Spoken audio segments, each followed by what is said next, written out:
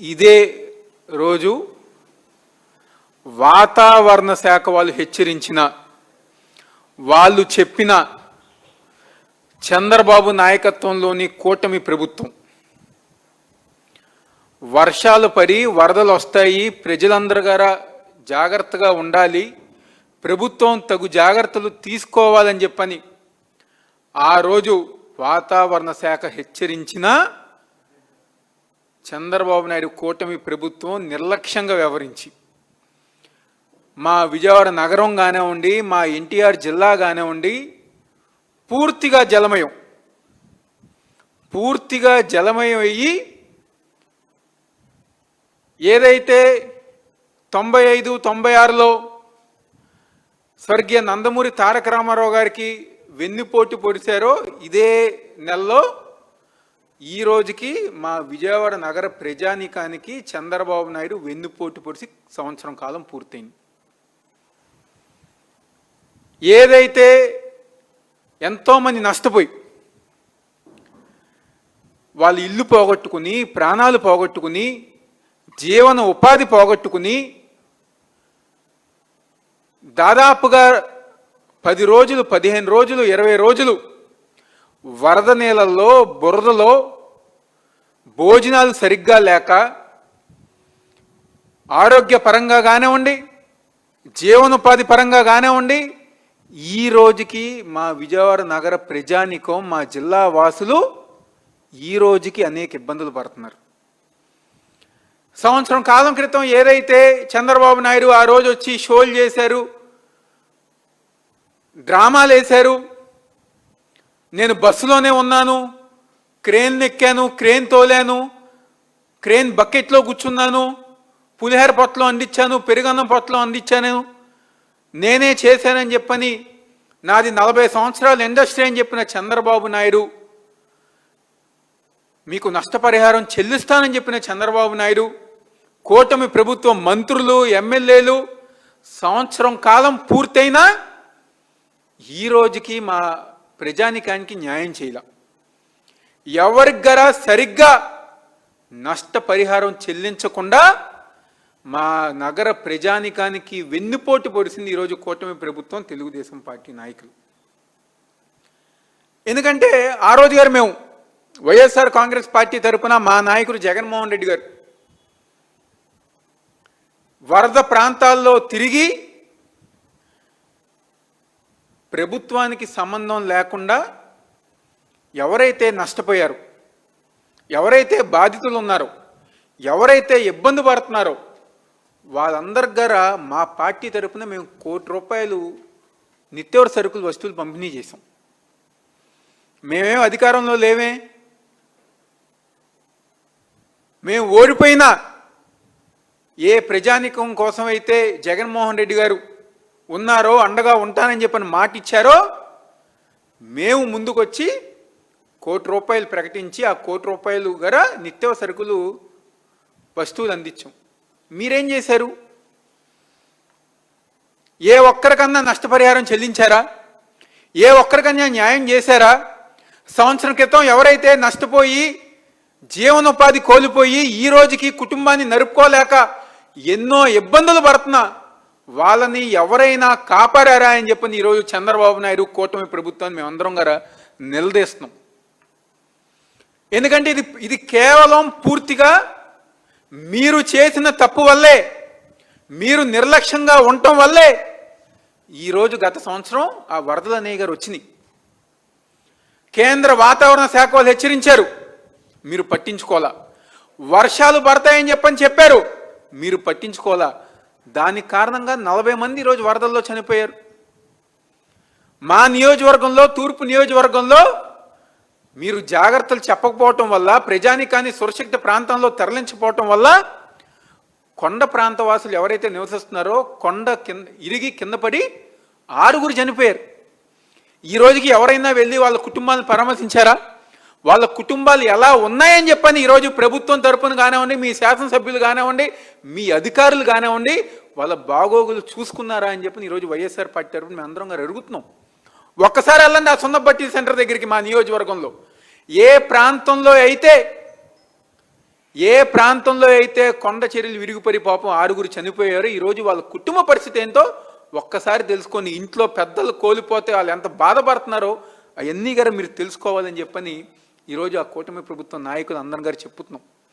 దాదాపుగా మా విజయవాడ నగరంలో 79,000 గృహాలు సంపూర్ణంగా, అదేవిధంగా 14,000 గృహాలు ఏదైతే ఫస్ట్ ఫ్లోర్లో ఉన్నాయో అవన్నీ గారు దెబ్బతిన్నాయి.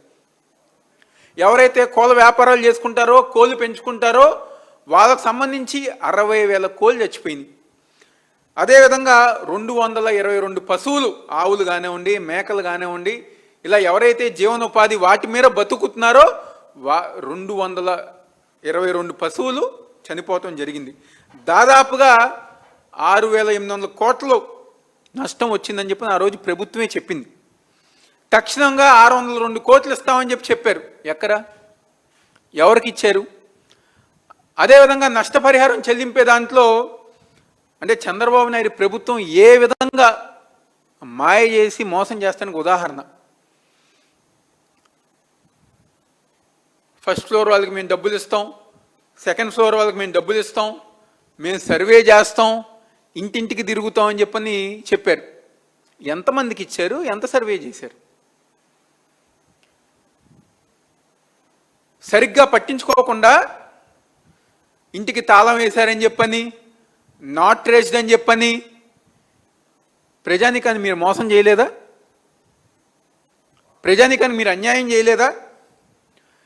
ఎప్పుడైతే ప్రజానికం అరే మేము మోసపోయాము, వీళ్ళ వల్ల మనకి నష్టపరిహారం చెల్లించట్లేదని చెప్పని రోడ్డు మీద ధర్నా చేస్తే మీరు వెళ్ళి సచివాలయంలో అప్లై చేసుకోండి, సచివాలయంలో అప్లై చేసిన ప్రతి ఒక్కరికి గారా మేము నష్టపరిహారం చెల్లిస్తామని చెప్పని ఆ రోజు చెప్పారు.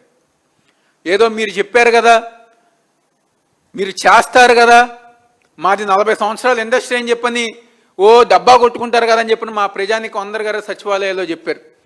అక్కడికి వెళ్ళిన తర్వాత చూస్తే సచివాలయంలో అధికారులు చేతులు ఎత్తేసారు. మా వల్ల కుదరదు, మేము నమోదు చేయలేము, మేము మీకు న్యాయం చేయలేమని చెప్పని ఆ రోజు సచివాలయంలో వాళ్ళు చెప్తే కలెక్టరేట్ ఆఫీస్ దగ్గరికి వెళ్ళండి, మీరు కలెక్టరేట్ ఆఫీస్లో మీరు రిప్రజెంటేషన్ ఇవ్వండి అని చెప్పారు.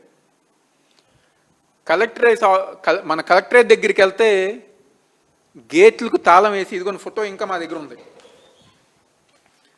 గేట్లకి తాళాలు వేసి గేటు బయట ఏమో 100 మంది, వందలాది మంది, వేలాది మంది పాపం బాధితులు ఉంటే తాళాలు వేసి సిగ్గు లేకుండా ఒక పోలీస్ అధికారిని పెట్టి మీరు కాగితాలు తీసుకున్నారు. ఇది మీరు చేసిన తతంగం. ఈ విధంగా పాపం ఎవరైతే నష్టపోయారో వాళ్ళందరినీ ఆ విధంగా మీరు మోసం చేశారు. ఏదైతే పురుగుల్లాగా అసహాయించుకునే విధంగా అరే మాకు సాయం చేయదని చెప్పని మీ ఎమ్మెల్యేల దగ్గరికి వెళ్తే వాళ్ళు ఏదో చేదరించుకుని ఎంతకంటే ఇంకేం చేస్తామని చెప్పని చేదరించుకునే విధంగా మీరు అందరిగా ప్రవర్తించారు. మీ తెలుగుదేశం పార్టీ ఎమ్మెల్యేలే గత ఏడాది ఏదైతే డిఆర్సీ సమావేశం జరిగిందో ఆ సమావేశంలోనే మీ ఎంపీ కేసినేని చిన్ని కానివ్వండి, లేకపోతే గద్దె రామ్మోహన్ కానివ్వండి, బోండమ్మ కానివ్వండి, ఇంకా నష్టపరిహారం చెల్లించలేదు, మేము జనాల్లో తిరగలేకపోతున్నాము, జనాల దగ్గరికి వెళ్తుంటే మమ్మల్ని చేదరించుకుంటున్నారు, మా మొహం మీద ఉమ్మొస్తున్నారు, వాళ్ళకి నష్టపరిహారం చెల్లించని బాబోయ్ అని చెప్పి బతిమలాడాడు.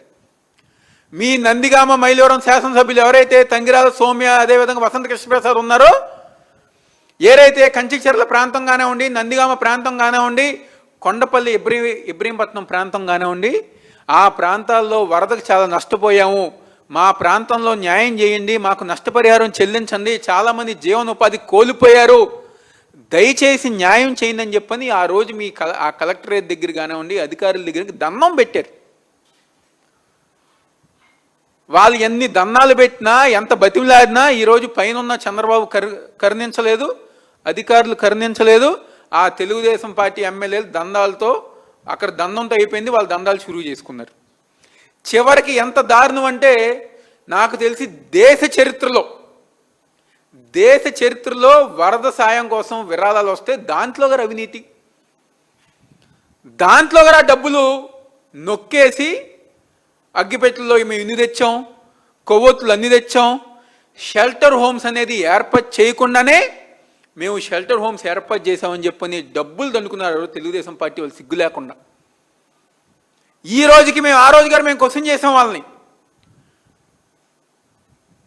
వరద సాయం చేసిన వాళ్ళు ఏదైతే ఉందో మీరు ఎంత ఖర్చు పెట్టారు, ఏమి చేశారని చెప్పని ఆ రోజు మేము ప్రకటన ఇవ్వండి ప్రభుత్వం తరపునంటే ఈ రోజు గారు వాళ్ళు ఇవ్వలేకపోయారు.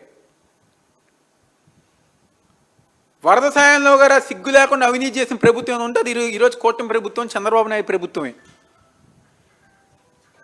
అదేవిధంగా మీ అందరి గారు గుర్తే ఉంటుంది, మన ఇరిగేషన్ శాఖ మంత్రి గారు రామానాయుడు గారు, నేను రాత్రి అక్కడే కూర్చుంటా, పొద్దున్న బ్రష్ అక్కడే చేసుకుంటా, స్నానం గారే నేను అక్కడే పూర్తి చేసుకుంటా, ఆపరేషన్ బుర్రమేర పూర్తయ్యే వరకు నేను ఇక్కడే కూర్చుంటా అని చెప్పిన ఆ రోజు ఎన్ని నాటకాలు, ఎన్ని మాటలు, ఎన్ని ప్రకటనలు చేసిన వాళ్ళు ఈరోజు ఆపరేషన్ బుర్రమేర మీరు సక్సెస్ చేశారా, పూర్తి చేశారా అని చెప్పి ఈరోజు వైఎస్ఆర్ కాంగ్రెస్ పార్టీ తరపు మేము అందరం డిమాండ్ చేస్తున్నాం. ఏం చేశారు? ఇంకా మొదలుపెట్టిన పనులు ఎలా అయితే మొదలు పెట్టారో అదే విధంగా ఇంకా అలాగే ఉంది. మొన్న వర్షం పడి ఏదో నీళ్లు రాగానే అంటే ఈరోజు ఆ ప్రాంత ప్రజానికం ఒక మనోభావాలు, వర్షం పడి అధికారులు కనుక జాగ్రత్తగా ఉన్నదంటే ఈరోజు వాళ్ళకి నిద్రలేని రాత్రులు ఈరోజు వాళ్ళందరి గారు ఆగస్ట్ నెల, సెప్టెంబర్ నెల, జూలై నెల వచ్చిందంటే ప్రజానికం ఏదైతే మన బుర్రమేర ప్రాంతంలో వరద వచ్చిన ప్రాంతం ఉందో ఆ ప్రాంతంలో ప్రజానికం ప్రతి ఒక్కరు గారా భయపడి అరే మళ్ళీ మనకేమవుతుంది, సంవత్సరం కాలం తర్వాత ఏదో కొంచెం తేరుకుందాం, మళ్ళీ మన పరిస్థితి ఏంటి అని చెప్పని భయపడే విధంగా ఈరోజు అక్కడ ఉన్న ప్రజానికం పరిస్థితి. ధైర్యం చెప్పేవాళ్ళు లేరు, లేకపోతే శాశ్వత పరిష్కారం చూపించేవాళ్ళు లేకుండా ఈరోజు కూటమి ప్రభుత్వం నాటకాలు వేస్తాను. మా డిమాండ్ ఒకటే, వైఎస్ఆర్ కాంగ్రెస్ పార్టీ తరఫున ఏదైతే ఆపరేషన్ బుర్రమేర పూర్తి చేయాలి, వెంటనే ఆ ప్రాంత ప్రజానికానికి నష్టపరిహారం ఇంకా చెల్లించలేదో వాళ్ళకు పూర్తిగా నష్టపరిహారం చెల్లించాలి, వాళ్ళ జీవనోపాధి మెరుగుపడే విధంగా. ఎందుకంటే ఆటో కార్మికులు కానివ్వండి, ట్రాన్స్పోర్ట్ రంగంలో వాళ్ళు కానివ్వండి, ఆ సింగనగర్ ప్రాంతంలో ప్రతి ఒక్కరి గార ఎక్కువ శాతం ఆటో కార్మికులు ఉంటాయి. వాళ్ళ ఆటోలు అన్నీ గారే చెరిపోయి ఈ రోజుకి పాపం ఫైనాన్స్ కట్టలేక, అప్పులు తీర్చలేక కుటుంబాలన్నీ, వేలాది కుటుంబాలు ఈరోజు రోడ్డు మీద పడ్డాయి. ఇంతమందికి ఈ కూటమి ప్రభుత్వం అన్యాయం చేసింది. సంవత్సరం కాలం పూర్తయినా వాళ్ళకి న్యాయం చేయకుండా మోసం చేస్తుంది. 40 సంవత్సరాల గొప్పతనం అనేది మీ మాటల్లోనో, లేకపోతే మీకు అనుకూలమైన మీడియాలోనో, లేకపోతే ఈరోజు కొత్తగా ఏదో యాడ్ చేస్తున్నారు, ఆ యాడ్ రూపంలోనో 40 సంవత్సరం రాజకీయం కాదు మీరు చెప్పదలుచుకుంది. మీ 40 సంవత్సరాల రాజకీయం, మీ 40 సంవత్సరాల ఇండస్ట్రీ మీరు నిజంగా నిరూపించాలనుకుంటే, మీకు ఆ దమ్ము ధైర్యం ఉంటే ఇలాంటి పనుల్లో నష్టపోయిన ప్రజానికానికి న్యాయం చేయండి, వాళ్ళకి మంచి చేయండి, వాళ్ళ కుటుంబాలని నిలబెట్టండి. అప్పుడు ప్రజానికం నమ్ముతారు. మీది 40 సంవత్సరాల ఇండస్ట్రీ, 4 సార్లు నేను ముఖ్యమంత్రి అని చెప్పని మీరు డబ్బా కొట్టుకోవటం కాదు. మీ డబ్బా కొట్టుకుని పాపం ఇక్కడ ఉన్న ప్రజానికం అందరి గారు మోసపోయారు. మేము గర్వంగా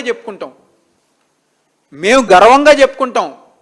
మా నాయకుడు జగన్మోహన్ రెడ్డి గారు దమ్మున్న నాయకుడు, రిటైనింగ్ వాల్ పూర్తి చేసిన దమ్మున్న నాయకుడు, శాశ్వత పరిష్కారం చూపించిన దమ్మున్న నాయకుడు జగన్మోహన్ రెడ్డి గారు అని చెప్పి మేము చెప్పుకుంటాం. మీరు చెప్పుకోగలరా? సంవత్సరం కాలంలోనే రిటైనింగ్ వాల్ పూర్తి చేసి ఈరోజు కృష్ణలంక ప్రాంత ప్రజానికానికి ఒక దేవుళ్లాగా ఉన్న నాయకుడు ఉన్నారంటే అది వైఎస్ జగన్మోహన్ రెడ్డి గారు. అది మేము చెప్పింది కాదు. పోయిన సంవత్సరం 10 లక్షలు 12 లక్షల క్యూసెక్కులు నీరు వస్తే ఆ ప్రాంతాన్ని కాపాడింది జగన్మోహన్ రెడ్డి గారు నిర్మించిన రిటైనింగ్ వాల్. ఆ రోజు జగన్మోహన్ రెడ్డి గారు ఆ ప్రాంతం దగ్గరికి వెళ్తే వేలాది మంది జనాభా వచ్చి, అయ్యా జగన్మోహన్ రెడ్డి గారు నువ్వు లేకపోతే ఈరోజు మేమందరం గారు లేకుండా ఉండేవాళ్ళం, నువ్వు రిటైనింగ్ వాల్ కట్టావు కాబట్టి ఈరోజు మా ఇళ్ళన్నీ గారు సురక్షితంగా ఉన్నాయి, మా కుటుంబాలు బాగున్నాయి, మా పిల్లలు బాగున్నారు, లేకపోతే ఈరోజు మా కృష్ణలంక ప్రాంతం అనేది ఉండేది కాదు అని చెప్పని ఆ రోజు వేలాది మంది జనాభా ఆ రోజు జగన్మోహన్ రెడ్డి గారికి చెప్పడం జరిగింది. అది దమ్మున్న నాయకుడు, అది పనిచేసే నాయకుడు. ఏదో మాటలు చెప్పాం, కబుర్లు చెప్పాం, నేను 40 సంవత్సరాల ఇండస్ట్రీ, 4 సార్లు ముఖ్యమంత్రి, ఆ ప్రధానితో పనిచేసా, ఈ ప్రధానితో పనిచేసా, ఈ కాదు మాకు కావాల్సింది.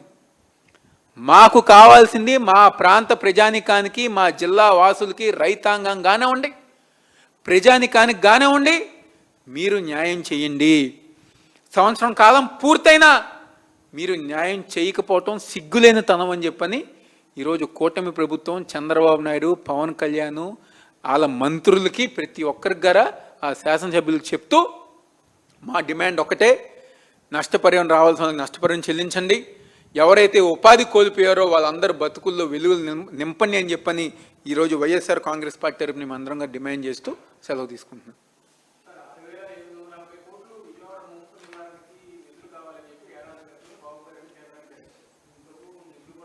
ఒక్క రూపాయి గారు రాలా.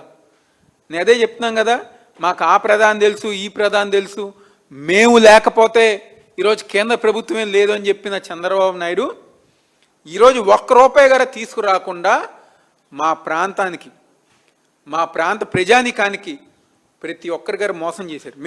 మా డిమాండ్ గారు అదే. మీరు అంచనా వేసింది అది ప్రభుత్వం అంచనా, 6,800 కోట్ల అంచనా ఆ రోజు ప్రభుత్వం వేసింది. మేము ఇస్తాము, మేము న్యాయం చేస్తామని చెప్పింది. ఈ రోజుకి సంవత్సరం కాలం పూర్తవకుండా, అంటే వాళ్ళ చిల్లర రాజకీయాలు ఎంతగా దిగజారిపోయారంటే, జగన్మోహన్ రెడ్డి గారు వినాయకుడి పూజలో పాల్గొంటే నాకు తెలిసి ఆ రాష్ట్రంలో తెలుగుదేశం పార్టీ కార్యకర్తలు కరుపు మంటకి మెడికల్ షాప్లో సగం ఈనో ప్యాకెట్లు పూర్తయిపోయింది. అలాంటి చిల్లర రాజకీయాలు. మేము డిమాండ్ చేసేది మీరు ప్రజానికానికి న్యాయం చేయండి రా బాబు, మీరు ఏదైతే నష్టపరిహారం ఇవ్వాలో అవన్నీ ఇవ్వండి, మా ప్రాంత ప్రజానికాన్ని కాపాడండి అని చెప్పని మేము డిమాండ్ చేస్తే, మీరు చేసే చిల్లర రాజకీయాలు దేవుడి దగ్గర, పూజల దగ్గర, లేకపోతే ఇంకా ఏదేదో దొంగ కేసులు పెట్టి అలాంటి చిల్లర రాజకీయాలు మీరు చేస్తున్నారు. ప్రతి ఒక్కటి గారు ప్రజానికం గమనిస్తున్నారు. 5 సంవత్సరాలు జగన్మోహన్ రెడ్డి గారు ఒక పరిపాలనలో ఎంత సంతోషంగా ఉన్నాం. వాలంటీర్ వ్యవస్థ ఆ రోజు ఏ చిన్న ఇబ్బంది వచ్చినా, ఏ చిన్న ఇలాంటి సంఘటనలు వస్తాయని చెప్పని తెలిసిన వెంటనే వాలంటీర్ ఇంటి ముందు ఉండేవారు, జాగ్రత్తగా ఉండండి, ఇలాంటి పరిస్థితి వస్తుంది, బయటికి వెళ్ళండి, సురక్షిత ప్రాంతానికి ప్రభుత్వమే తరలించి వాళ్ళకి భోజన సదుపాయాలు ఏర్పాటు చేసేవారు. గత సంవత్సరం అలాంటి ఏర్పాటు ఏదన్నా జరిగిందా? అలాంటిది ఏది గారు జరగకుండా, నష్టపరిహారం చెల్లించకుండా, కేంద్రాన్ని నిలదీయకుండా, డబ్బులు రాకుండా ఈరోజు ప్రజానికాన్ని మోసం చేస్తున్నారు. కాబట్టి ప్రజానికానికి న్యాయం చేయవలసిందిగా మేమందరం గారు వైఎస్ఆర్ కాంగ్రెస్ పార్టీ తరఫున డిమాండ్ చేస్తున్నాం.